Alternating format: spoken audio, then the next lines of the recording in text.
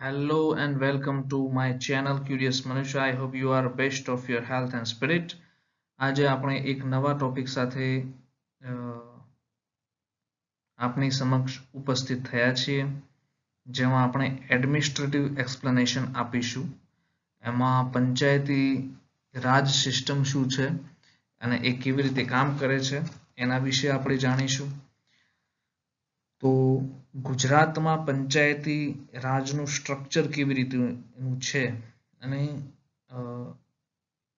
એ કઈ પ્રકારે કામ કરે છે એ વિશે આપને પ્રાથમિક માહિતી હું આપીશ.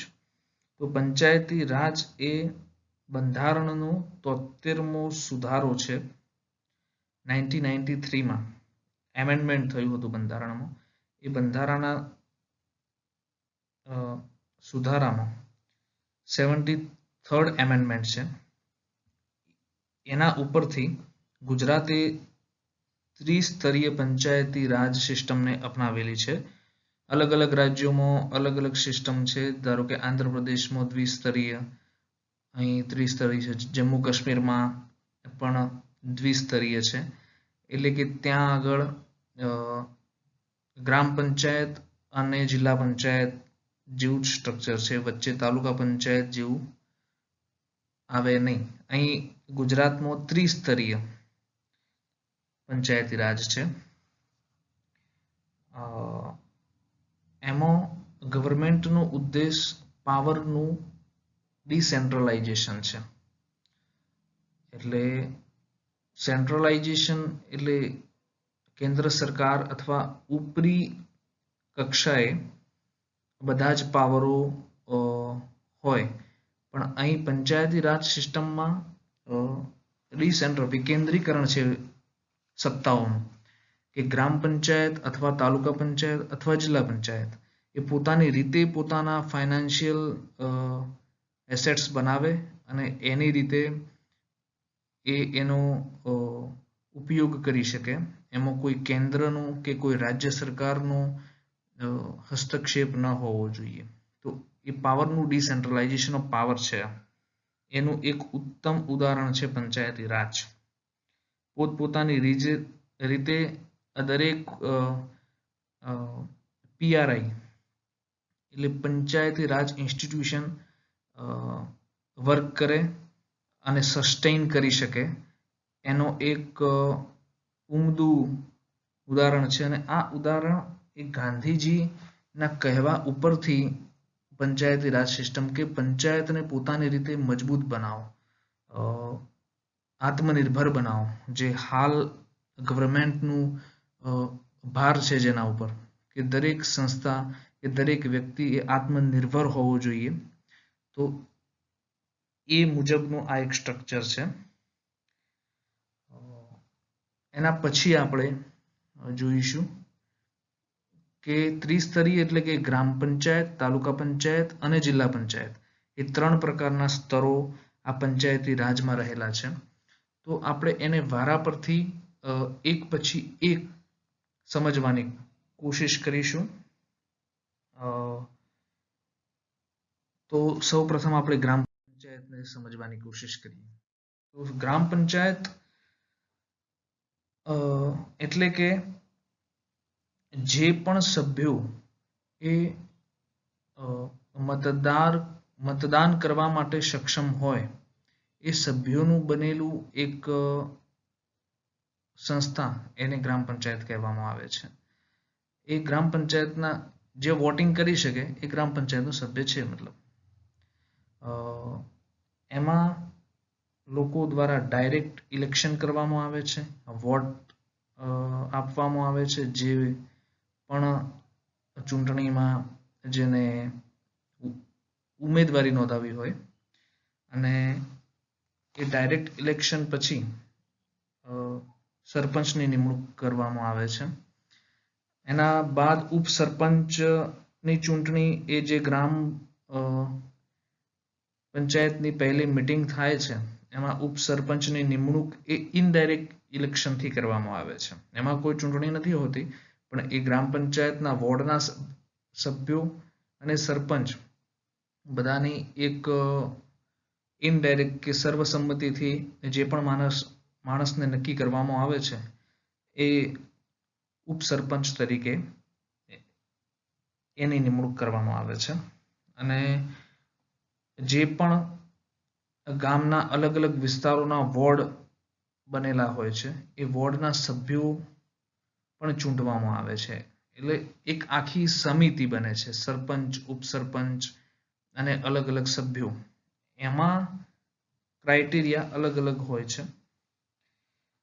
પણ પ્રથમ મેં જે કહ્યું કે ગાંધીજીએ ગ્રામ પંચાયતને મજબૂત બનાવવા માટે પંચાયતી રાજ સિસ્ટમ ને લાગુ કરવા માટે ભલામણ કરેલ.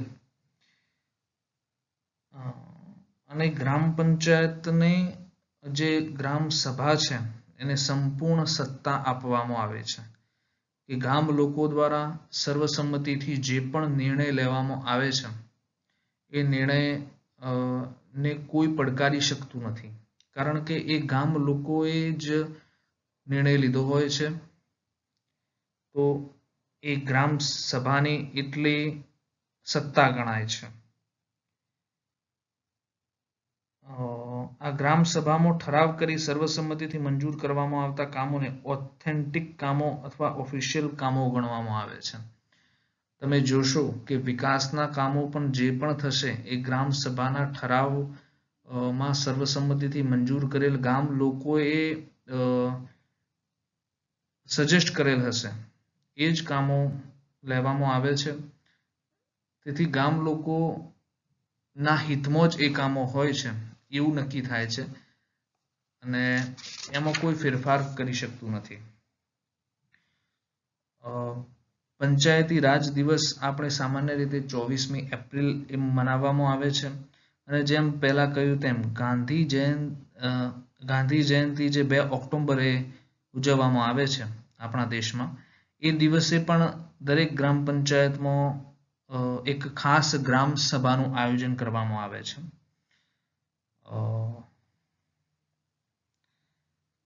તો આપણે જેમ સરપંચની વાત કરી કે એ ડાયરેક્ટ ઇલેક્શનથી નક્કી કરવામાં આવે છે અને ત્યાં આગળ એક સરકારી અધિકારી તરીકે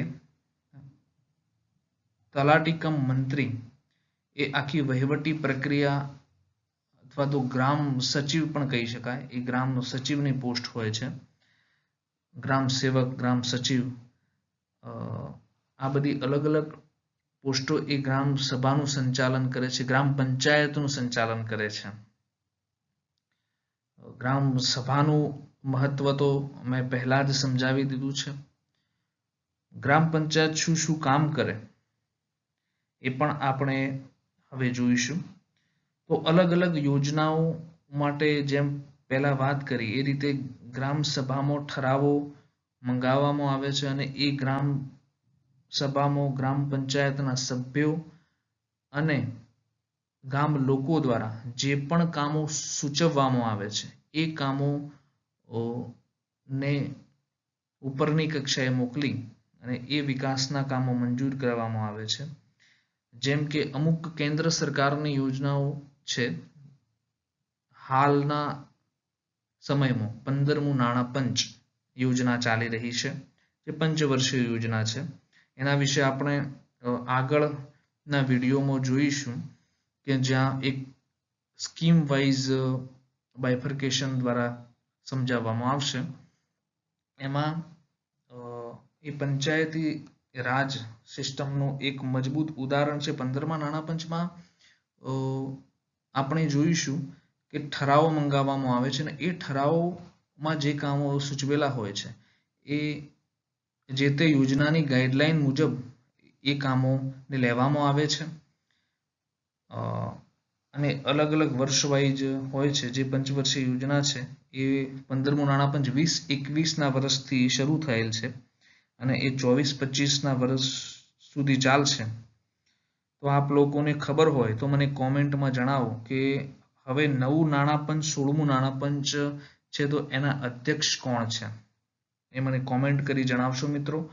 અને આપ મિત્રોને એક મારી વિનંતી છે કે જો આ મારો પ્રયત્ન આપને સારો લાગ્યો હોય, આપને મદદરૂપ થતો હોય, તો એને લાઈક, શેર અને સબસ્ક્રાઈબ કરજો, જેથી મને આગળનો વિડીયો બનાવવા માટે મોટિવેશન મળે.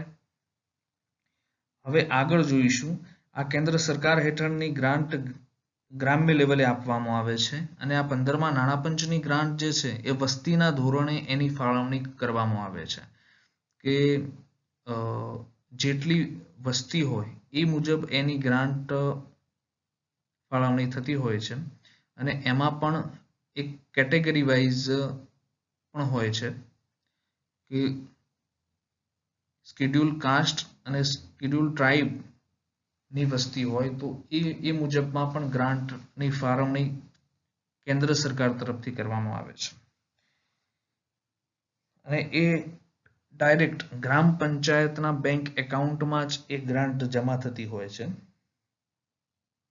ગ્રામ પંચાયતનો અધ્યક્ષ જેમ પહેલા મેં વાત કરી એ રીતે તલાટી કમ મંત્રી અથવા તો સચિવ કહેવામાં આવે છે. જ્યારે પણ ગ્રામ સભા ભરવામાં આવે છે એ ગ્રામ સભાનો અધ્યક્ષ એ સરપંચ હોય છે.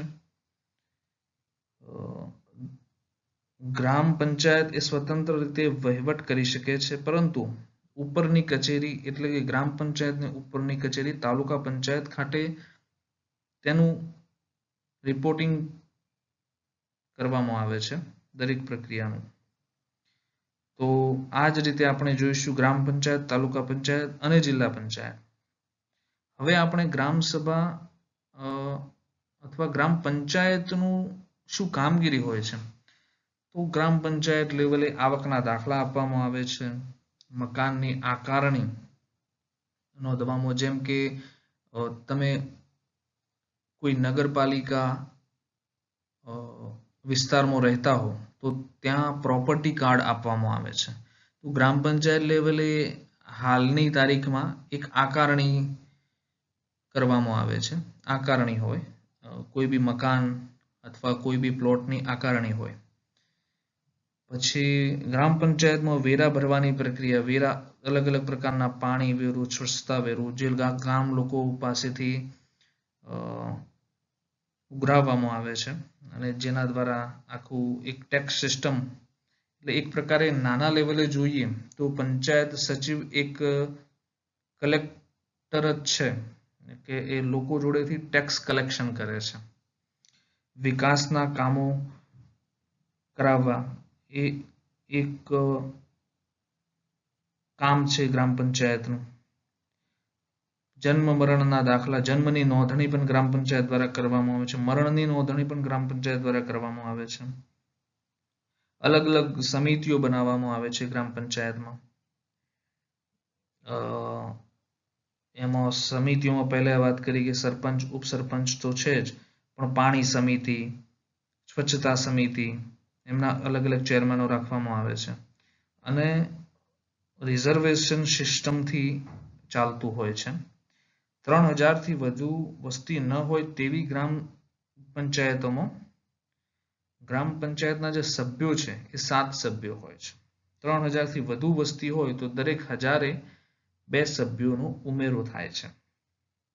અને પહેલા જેમ વાત કરી એમ વસ્તીના ધોરણે ગ્રાન્ટની ફાળવણી પણ થતી હોય છે, જેમાં ગ્રામ પંચાયતના સભ્યોમાં પણ એસસી અને એસટી બેઠકો અનામત રાખેલી હોય છે અને મહિલાઓનું અનામત પણ પહેલા 1/3 હતું. હાલની તારીખમાં એ અનામત પણ વધારવામાં આવેલું છે. અને આ પંચાયતી રાજ સિસ્ટમ જેમ પહેલા જ મેં વાત કરી કે એમેન્ડમેન્ટ છે, બંધારણીય સુધારો છે, 73rd એમેન્ડમેન્ટ એક્ટ છે. એમનો ડ્યુરેશન ગ્રામ પંચાયતની 5 વર્ષની હોય છે. જેમ હાલમાં તમને ખ્યાલ હશે કે સરપંચનો ચાર્જ એ વહીવટદારને આપવામાં આવ્યો છે. એટલે હાલના સમયમાં સરપંચો નથી, વહીવટદારો એ ગ્રામ પંચાયતને સંભાળી રહ્યા છે. અંદાજે ગુજરાતમાં 14,000થી પણ વધુ ગ્રામ પંચાયતો આવેલ છે. એટલે આની નજીકમાં જ દરેક ગ્રામ પંચાયત એ કામ કરી રહી હોય છે. અને આ એક ગ્રાઉન્ડ લેવલનું વહીવટી તંત્ર કહી શકાય કે એક ગામડામાં રહેતું ભારતની આખી વહીવટી તંત્ર વિશે આપણે ચર્ચા કરી. હવે એનાથી એક સ્ટેજ ઉપર એટલે કે તાલુકા પંચાયત વિશે આપણે વાત કરીશું. તાલુકા પંચાયતમાં પણ આ જ રીતે તાલુકા પંચાયતની ચૂંટણી હોય છે, તાલુકા પંચાયતના સભ્યોની, અને એમાંથી ઇનડાયરેક્ટ પ્રથમ મીટિંગમાં ઇનડાયરેક્ટ ઇલેક્શન દ્વારા એ પ્રમુખની ચૂંટણી કરે છે અને થોડા સમય બાદ બીજી અથવા ત્રીજી મીટિંગમાં બીજી ધારો કે પદાધિકારીઓ છે, કારોબારી અધ્યક્ષ છે તાલુકા પંચાયતના, એમને ચૂંટવામાં આવે છે. ડાયરેક્ટ પ્રમુખની ચૂંટણી હોતી નથી. તાલુકા પંચાયતના સભ્યોની ચૂંટણી હોય છે. એમાંથી પ્રથમ મીટિંગમાં પ્રમુખની વરણી કરવામાં આવે છે. ત્યાં ગ્રામ પંચાયતની જેમ જ એડમિનિસ્ટ્રેટિવ ઓફિસર તરીકે તાલુકા ડેવલપમેન્ટ ઓફિસર હોય છે. એમાં તાલુકા પંચાયતના સભ્યો એ જ રીતે ગ્રામ પંચાયતની રીતે જ પણ આમાં વસ્તીનું મોટું ધોરણ હોય છે. અહીં તાલુકા પંચાયતના કારોબારી સભ્યો હોય છે, સામાજિક ન્યાય સમિતિના ચેરમેન હોય છે, જે શિડ્યુલ કાસ્ટ માંથી કોમ્યુનિટીમાંથી આવતા હોય છે અને એમનું પણ રિઝર્વેશન હોય છે, અને અન્ય સભ્યો હોય છે. તાલુકા પંચાયત કચેરી એ ગ્રામ પંચાયતની ઉપલી કચેરી કહેવામાં આવે છે. આપણે જે સાદી ભાષામાં કહેતા હોઈએ છે કે તાલુકા પંચાયતના સભ્ય એટલે એને ડેલિગેટ કહેતા હોઈએ છે. તો જેમ ગ્રામ પંચાયતમાં એક ગામનો એક સરપંચ હોય, તો ડેલિગેટ એટલે કે 3 ગામો વચ્ચે એક કે 2 અથવા 3 ગામો વચ્ચેનો એક સભ્યની નિમણૂક કરવામાં આવે છે. એમાં પણ જે ડાયરેક્ટ ચૂંટણીથી ચૂંટવામાં આવે છે,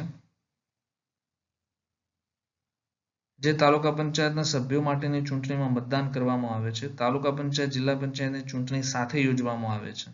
આ ચૂંટાયેલ સભ્યોની બેઠક મળે છે અને પ્રથમ બેઠકમાં પ્રમુખ નક્કી કરવામાં આવે છે, જેમાં મહિલા અનામત તથા કેટેગરી વાઇઝ જે પણ રોટેશનમાં સીટ આવતી હોય એ પ્રમાણે પ્રમુખની વરણી કરવામાં આવે છે. ગ્રામ પંચાયતની ઉપલી કચેરી છે, જેમ આપણે પહેલા જ વાત કરી તેમ પ્રમુખ થયા બાદ જ્યારે બીજી મીટિંગ યોજવામાં આવે છે ત્યારે ઉપપ્રમુખની પસંદગી કરવામાં આવે છે. સામાન્ય સભા યોજવામાં આવે છે. અમુક સમયાંતરે 3 મહિને એક કે એવી સામાન્ય સભા યોજવામાં આવે છે. કારોબારીની સભા પણ યોજવામાં આવે છે સમયાંતરે. આ મીટિંગોમાં લોકોના પ્રશ્નોની ચર્ચા કરવામાં આવે છે. કોઈ બહાલી લેવાની હોય તો એ મંજૂરી પણ આ મીટિંગમાં તાલુકા પંચાયતના પ્રમુખ એ આ મીટિંગના અધ્યક્ષ હોય છે. દરેક 2.5 વર્ષના સમયગાળા બાદ ફરીથી વિશ્વાસ મત લેવામાં આવે છે અને ફરીથી પ્રમુખને કન્ટિન્યુ અથવા તો ફેરબદલી કરી અન્ય સભ્યને પ્રમુખ બનાવવામાં આવે છે. તાલુકા પંચાયતના ઇલેક્શન વિશે આપણે વાત કરી તેમ ડાયરેક્ટ ઇલેક્શન જ હોય છે અને એમાંથી અંદર પ્રથમ મીટિંગમાં સભ્યોની નિમણૂક કરવામાં આવે છે. એમાં પણ મહિલા અનામત હોય છે, જે પ્રથમ 1/3 હતું, જે હાલના સમયમાં વધારી દેવામાં આવેલ છે. એમાં પણ category wise reservation schedule cast અને શિડ્યુલ ટ્રાઇબનું રાખવામાં આવે છે.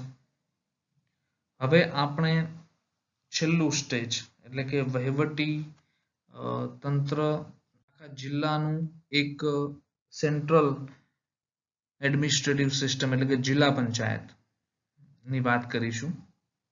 તો જિલ્લા પંચાયત માં પણ જેમ તાલુકા પંચાયતની ચૂંટણી થાય એ જ રીતે જિલ્લા પંચાયતના સભ્યોને પણ ઉમેદવારી નોંધાવવાની હોય છે અને બે ચૂંટણી લગભગ પેરેલલ સમયમાં જ આવે છે, એક સમયમાં જ આવે છે. તો એમાં પણ ડાયરેક્ટ ઇલેક્શન જ હોય છે, પરંતુ પ્રથમ મીટિંગમાં પ્રમુખની વરણી કરવામાં આવે છે.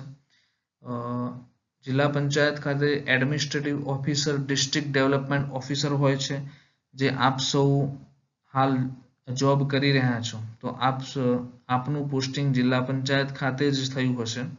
તો આપના નિમણૂક કરતા અધિકારી તરીકે ડિસ્ટ્રિક્ટ ડેવલપમેન્ટ ઓફિસર જ હોય છે, જે જનરલી આઈએએસ અધિકારીઓ હોય છે. જિલ્લા પંચાયતમાં પણ જિલ્લા પંચાયત પ્રમુખ હોય, ઉપપ્રમુખ હોય, જેમની પ્રમુખની પ્રથમ બેઠકે જે આપણે વાત કરી એ રીતે ઉપપ્રમુખની તેના ત્યારબાદની મિટિંગમાં ઉપપ્રમુખની વરણી કરવામાં આવે છે. બધી જ ત્યાં પણ જિલ્લા પંચાયતના ડેલિગેટ એટલે કે જે જિલ્લા પંચાયતના સભ્યો છે એમની નિમણૂક પણ કરવામાં આવે છે અને ત્યાં આગળ એક જેમ મંત્રાલય છે આપણે સરકારમાં એ રીતે અલગ અલગ સમિતિઓ બનાવવામાં આવેલી હોય છે, જેમ કે શિક્ષણ સમિતિ, સિંચાઈ સમિતિ, બાંધકામ સમિતિ, સામાજિક ન્યાય સમિતિ. આ બધાના એક અલગ અલગ ડિપાર્ટમેન્ટ વાઇઝ દરેક જિલ્લા પંચાયતના સભ્યને આ ફાળવવામાં આવે છે અને એમાં પણ રિઝર્વેશન અને વુમન રિઝર્વેશન પણ હોય છે, મહિલાઓનું રિઝર્વેશન પણ હોય છે અને કેટેગરી વાઇઝ શિડ્યુલ કાસ્ટ અને શિડ્યુલ ટ્રાઇબની પણ એક કેટેગરી ગોઠવેલી છે કે એમનું પણ રિઝર્વેશન ફિક્સ કરેલું છે બંધારણીય નિયમો મુજબ. યોગ્ય પ્રકારની સત્તાઓ આપવામાં આવેલી હોય છે કે જે ડિપાર્ટમેન્ટમાં કોઈ પણ ગ્રાન્ટ સેન્કશન કરવાની હોય, કોઈ મીટિંગ હોય, જે તે ડિપાર્ટમેન્ટની ઓથોરિટી એ જે તે ડેલિગેટ્સને અને પ્રેસિડેન્ટને આપેલી હોય છે, પ્રમુખને આપેલી હોય છે જિલ્લા પંચાયતના, જેમાં જે તે શાખાના ચેરમેન તથા જિલ્લા વિકાસ અધિકારીશ્રીની સંમતિથી કામની મંજૂરી આપવામાં આવતી હોય છે. તે સદસ્યો ગ્રામ પંચાયતોમાં તેમની સત્તાથી ગ્રાન્ટની ફાળવણી કરતા હોય છે. 3 સ્ટેજ મુજબ આખી વહીવટી પ્રક્રિયાને સમજાવવાનો અમારો પ્રયત્ન હતો. આ પ્રયત્નને તમે બિરદાવશો એવી મારી આશા, અને તમે લાઈક, શેર અને સબસ્ક્રાઈબ કરશો મિત્રો, જેથી આગળનો વિડીયો બનાવવાનું મોટિવેશન મળી રહે અને તમારા જેવા બીજા મિત્રોને પણ આ આખી સિસ્ટમ વિશે સમજાવવાનો પ્રયત્ન કરશો અને કંઈ ઇમ્પ્રુવમેન્ટ કરવાની જરૂર હોય તો મને કોમેન્ટમાં જણાવશો. અને એક વાત સાથે હું રજા લઈશ કે ભલે તમે જગતમાં મોટું પરિવર્તન ન લાવી શકો, પણ તમારી આજુબાજુ પોઝિટિવ વર્તુળ રચો.